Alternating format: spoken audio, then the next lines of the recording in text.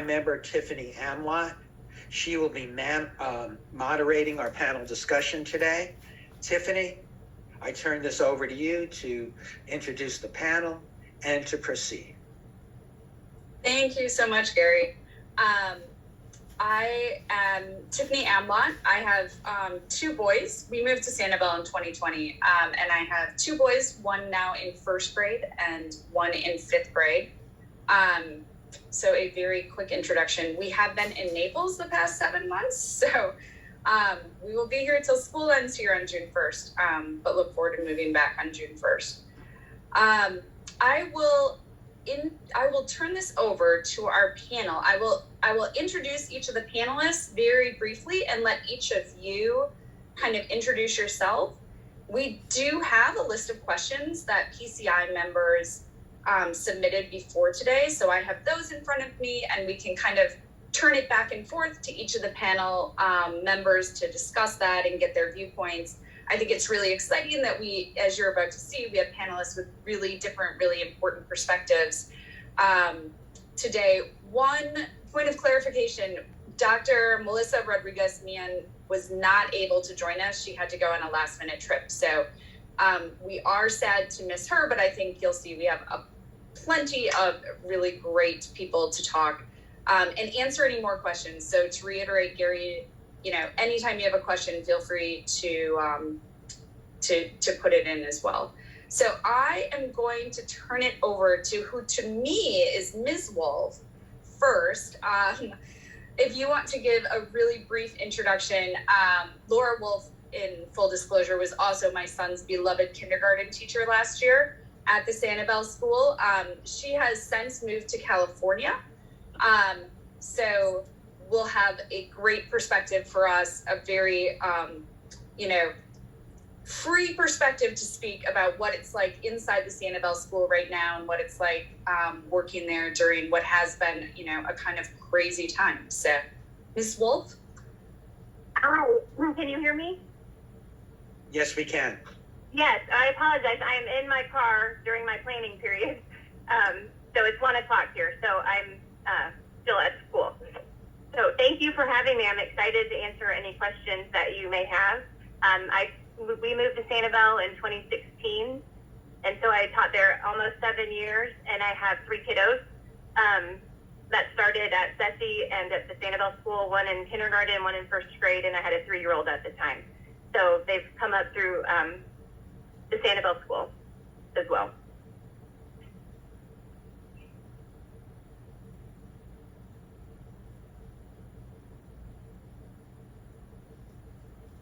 Sorry, my technical difficulty. Thank you. Okay, why don't we go through the introductions and then we'll start talking about the questions. So next, Sharon McGill is joining us. Sharon is an educational rights activist, and Sharon, I think your reputation precedes you in being kind of the eyes and ears of what is happening in the Lee County, in the school district, throughout the meetings, and does the really important, valuable work of alerting all the rest of us who might not be at every meeting what's going on. So, Sharon? Hi, everyone. My name is Sharon McGill. I'm retired. I live in Fort Myers. I got involved with the school board about 3 years ago. When a friend of mine asked me to start attending meetings with her because she had an LGBTQ child and wanted some support. And after I saw what was going on, I was embedded. I was not going to let them control the narrative from then on. Even if I ended up being the only one there, I wasn't going to let them control the narrative. And it kind of morphed from the LGBTQ issues into the whole book and curriculum issues. And that's where we're really at right now. And yes, I do go to every school board meeting. Thank you, Sharon. I will now let the other Laura on the panel introduce herself. Laura Gales is also a mom on Sanibel with children at the Sanibel School. And Laura is also a member of the Curriculum Advisory Committee for the Lee County. Laura, do you want to introduce yourself? Yeah, so I live on Sanibel and I'm a PCI member and board member, and I was appointed to the Curriculum Advisory Committee this year, which Dr. Melissa Rodriguez-Meehan was also on, and so when she wasn't able to make it, I figured I would step up and participate today. I'm also heavily involved at the Sanibel School as well as with the preschool on the island. So I'm trying to stay very connected to, kind of like the hyper local island school setting to see how all of this trickles down to our community. Thanks, Laura. And then finally, Maddie Stewart. We have Maddie with us today. So, Maddie, you look surprised. But Maddie has been doing really important work on book censorship. So, Maddie, why don't you just introduce yourself and your group for a second? Because that's been a big issue that everyone is interested in as well. Whoops. You're still on mute, Maddie. Sorry. I didn't know Okay. I was supposed to speak. I thought I was just a visitor. Well, Oh, anyway, you can be if you want to. Sorry. I love to speak, so it's Oh. fine. Yeah, I'm actually the head of a PAC that's called Quality Schools for the Future of Lee County. And we tried to defeat the referendum on the elected school superintendent. So that didn't work. But our work does continue, and because, as you know, there's going to be a constitutional amendment to have school board members elected by political party instead of nonpartisan, and there's also going to be an elected school superintendent on the ballot in 2024. So those are two issues, but currently we're working on what's happening in terms of the book policy for selection and challenge, and also the processes. And so we're called the Purple Group, and Sharon is a Purple Group member, or maybe she's the researcher and leader behind the scenes. I don't know what to say, the important person who knows what's going on. So we've been attending school board meetings and PAC and CUAC meetings. And we've also been writing letters to the superintendent and having meetings with the chief academic officer and his curriculum advisory team on a regular basis. Well, I should say that's 2 times, and writing letters and so forth. So we're trying to really home in on what's going on and how we can affect the processes as best we can, given what the law is now. Thanks, Maddie. I think, so turning to some of the questions we got before today's panel, there was, one kind of theme that ran through them is the new legislation, right? We hear on the news about the legislation that's being passed at the state level. And I think it would be great for this group to hear how that legislation is actually impacting the schools on Sanibel in Lee County. Sharon, I don't know if you want to talk, and then maybe Laura from a curriculum perspective, how is Lee County looking at this? And then Laura Wolf, sorry, this is a back and forth. It would be great to hear your perspective on what's happening kind of behind the scenes at the Sanibel School and what you saw coming through, within the school level as well. So why don't we start kind of on the Lee County level, and then we'll kind of work our way down to the Sanibel School. So Sharon, do you want to start? Sure.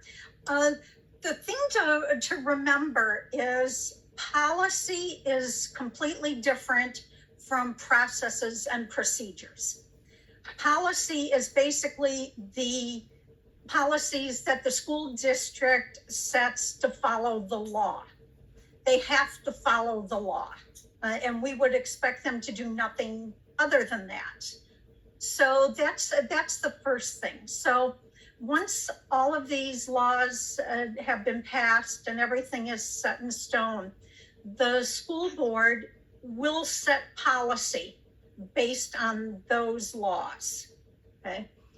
Now, the leeway comes in the processes of how those laws are impacted and enacted within the district. And when it comes to the books and the curriculum and the challenges, that's where we can really have the impact. We can't change the law. We just can't. But we can try to impact how it's enacted in the district. And that's where the meetings with the superintendent and more than the superintendent, his team, his curriculum team, and the curriculum committee that Laura is sitting on and Melissa is sitting on, even though she's not here today. Those are the people who are going to be making the decisions and then taking them to the board for approval on how to enact those policies. So that's where we're at right now. The policies have to be set, and then the processes and procedures will follow those policies. So Sharon, before we get to Laura and the curriculum committee, do you see, is there public impact, from one side or the other? What are you seeing on the Lee County level in terms of influence as to setting those policies? Okay, prior to Madeline getting involved and her group and her reach into Lee County, which is extensive, I was pretty much the only one who was showing up at the school board meetings. That was there to present our side of the issue.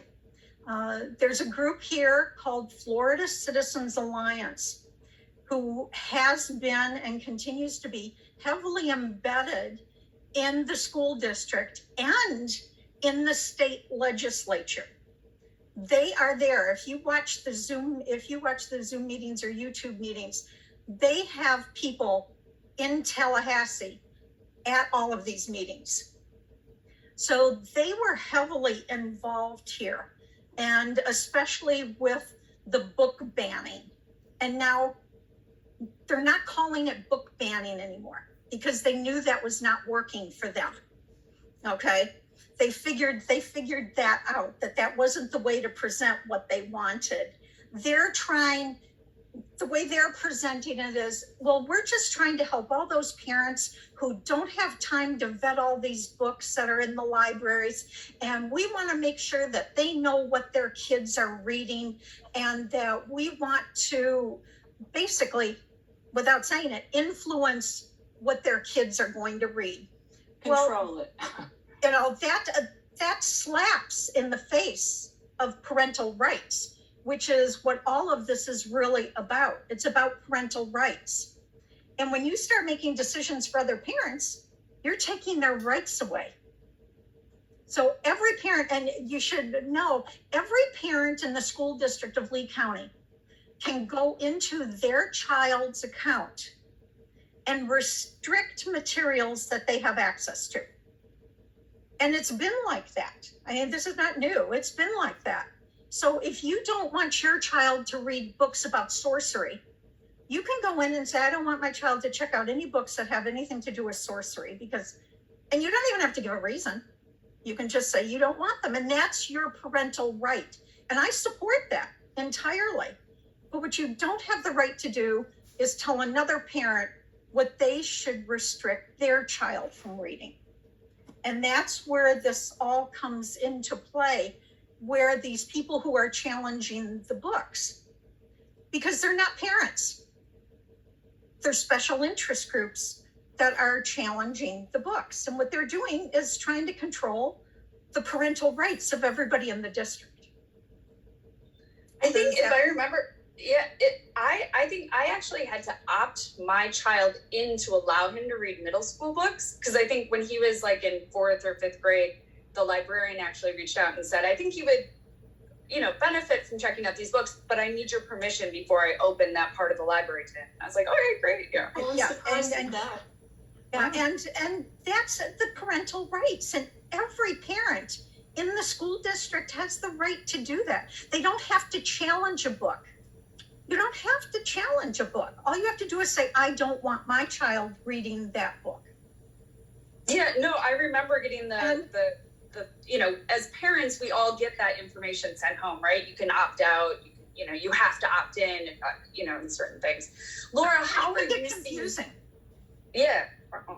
But Laura, how are you seeing what is happening at the curriculum committee level? What exactly is that committee in charge of doing, and how is it going so far? And what are you getting pressure are you feeling pressure on that committee as it recommends policies?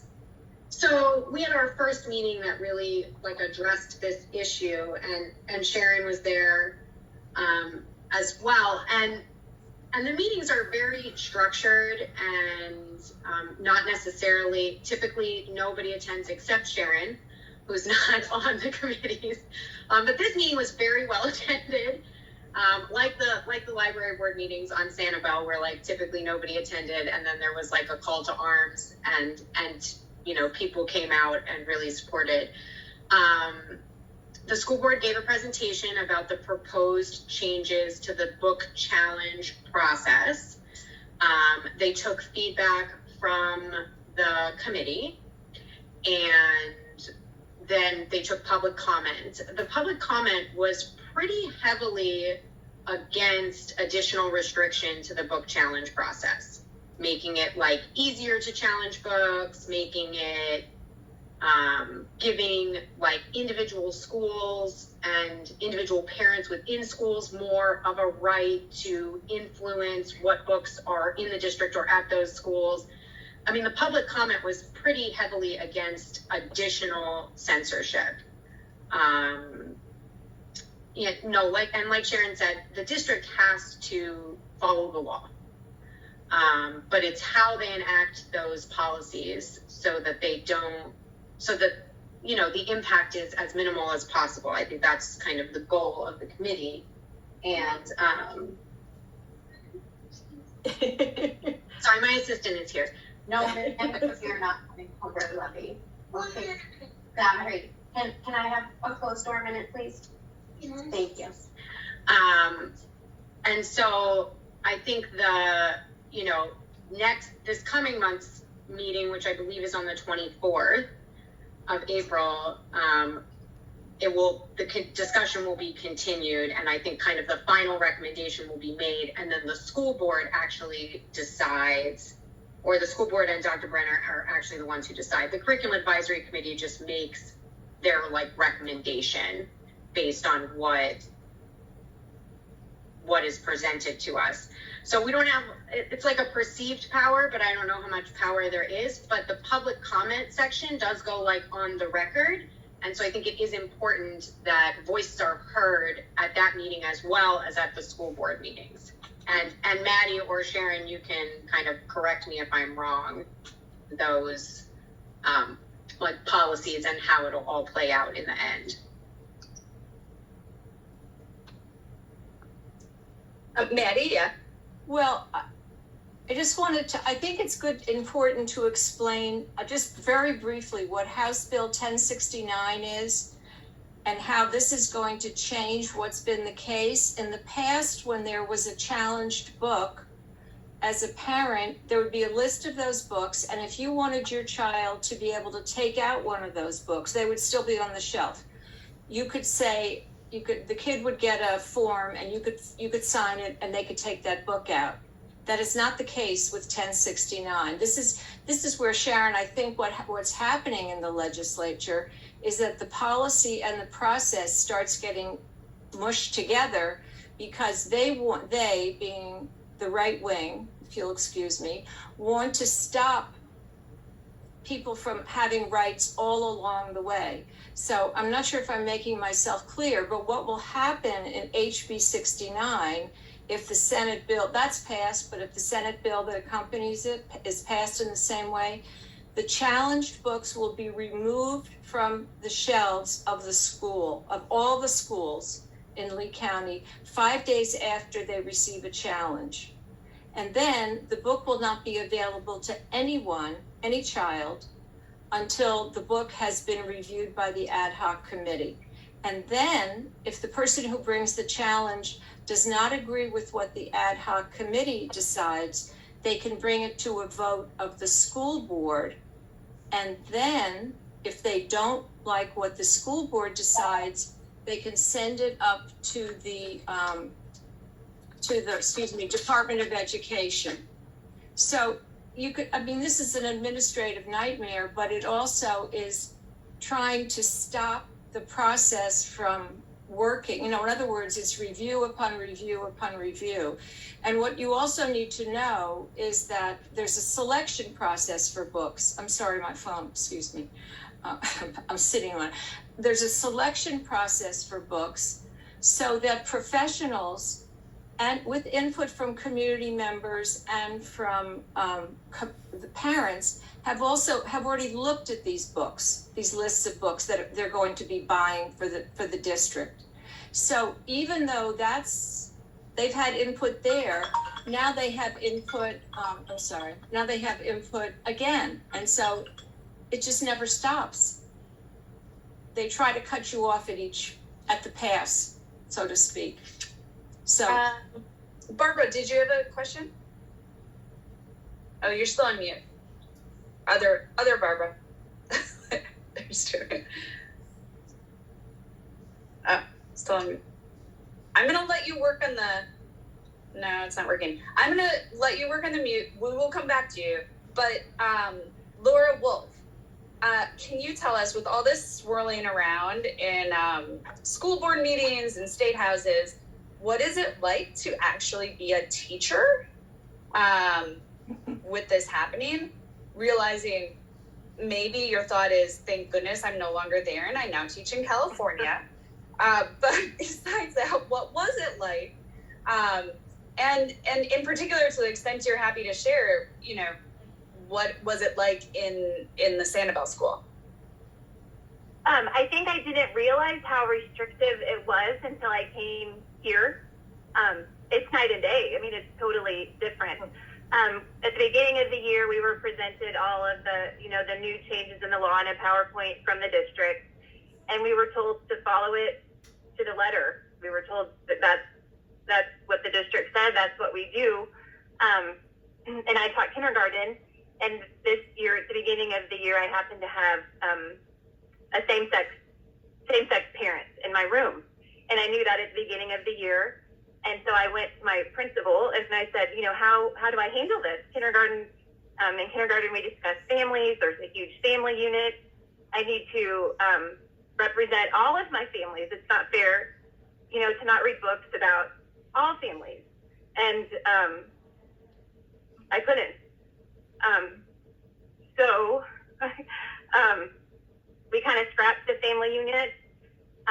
And my principal said, if the student brings it up, let him talk about it, but I'm not allowed to say anything about his family, which isn't fair.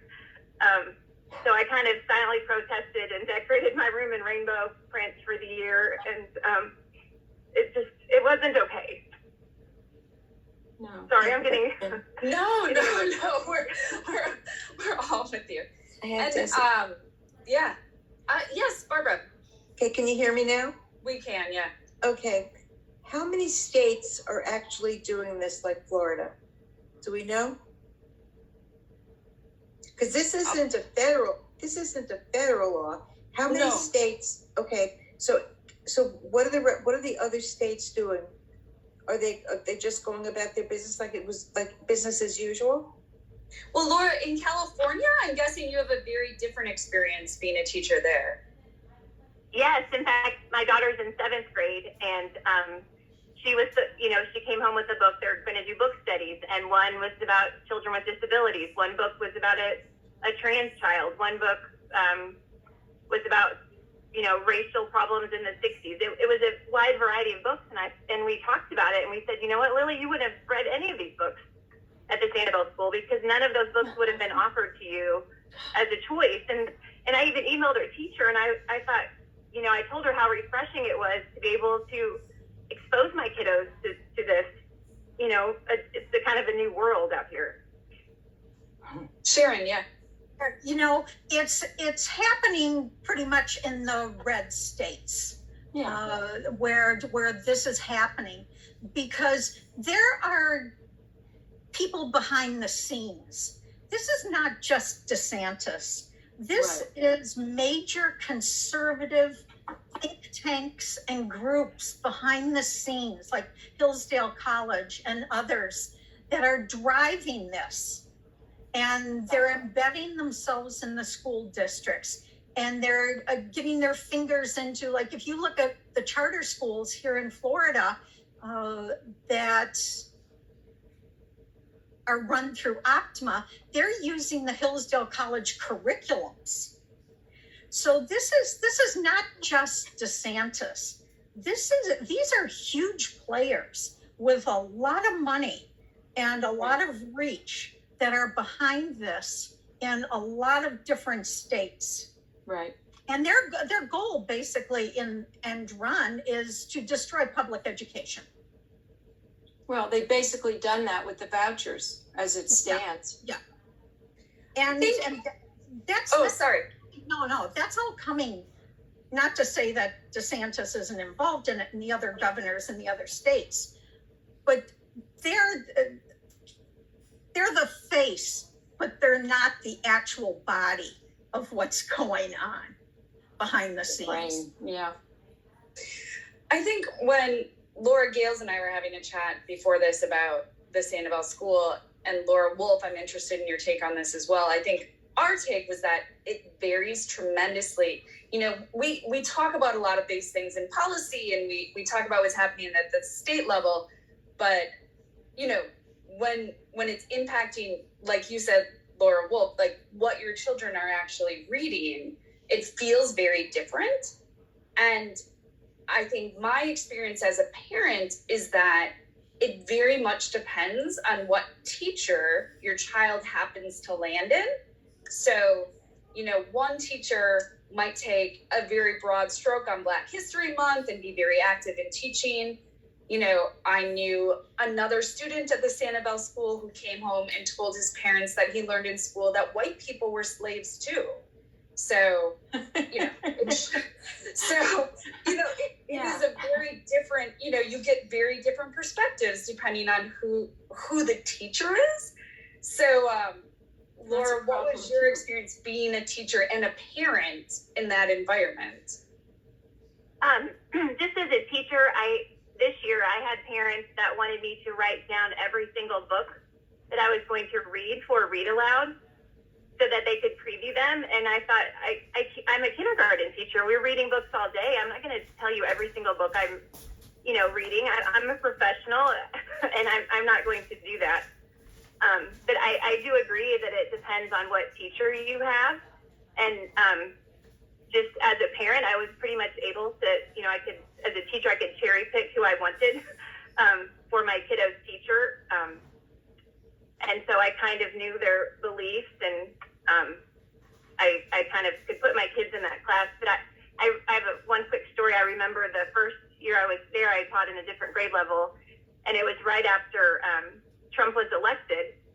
And one of my kiddos, whose dad happened to be on the city council at the time, got his friends, and they put their arms, they kind of blocked in this little girl from Ecuador, and they sang, build a wall, and the other teacher that I taught with was laughing.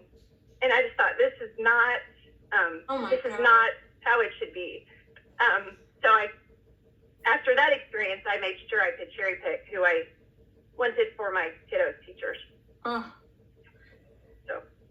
Yeah, Maddie? Well, I'm really interested to hear both Laura and Laura talk about, because we know that the Florida Citizens Alliance that Sharon has been talking about, and Moms for Liberty and so on and so forth, they're on the PTAs, just like they wanted to be on the library board in Sanibel. So I'm curious as to what kind of power they have. Like, what happens at these PTA meetings? How do they stir people up? What goes on with those people who are trying to influence in a more reactionary way?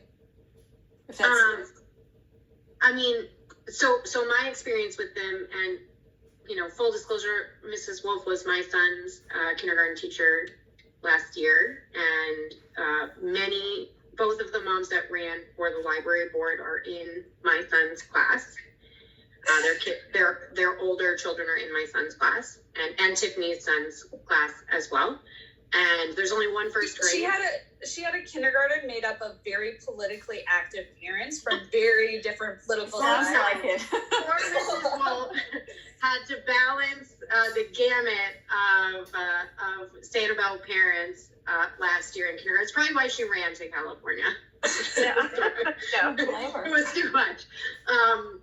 But I think their reach is actually very limited, at least on the island, but their perceived power is much greater because they're very, very loud.